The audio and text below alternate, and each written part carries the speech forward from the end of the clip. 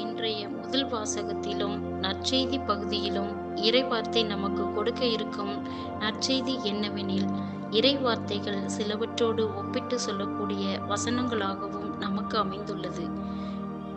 உதாரணமாக, பறவைகள் விதைப்பதும் இல்லை, நூற்பதும் இல்லை, இறைமகனுக்கு தலை சாய்க்க கூட இடமில்லை, தாயின் கருவிலே நான் உன்னை அறிந்திருக்கின்றேன் என்ற இறைவாசனங்கள் இந்த இறைவார்த்தைகளோடு ஒப்பிட்டு பார்க்க நம்மை தூண்டுகின்றது.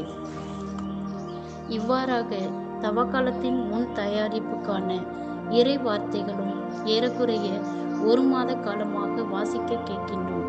இன்றைய இறை வார்த்தையும் இதன் அடிப்படையில்தான் உள்ளது.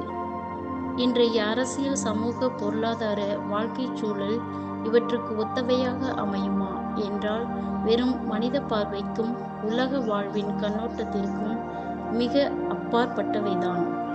அதனை இயேசுவின் வாழ்வோடும் இறை வார்த்தையோடும் இணைத்து பார்த்தால் நமக்கு அனைத்தும் சாத்தியமாகும். கடுகளவு விசுவாசம் இருந்தால் இந்த மொசுக்கட்டை மரத்தை கூட உன்னால் பெயர்த்தெடுக்க முடியும் என்று கூறிய இயேசுவின் ஆணித்தரமான வார்த்தை நமக்கு ஊக்கமளிக்கும், உயிரோட்டம் கொடுக்கும், எதையும் செய்ய வல்லமையும் ஆற்றலும் கிடைக்கும் என்பது உறுதி. இதற்கு நம்மில் மனமாற்றம், விட்டு கொடுத்தல், பகிர்ந்தளித்தல், இறைவனில் மன உறுதி என்ற நல்ல எண்ணமும் நல்ல உள்ளமும் வேண்டும்.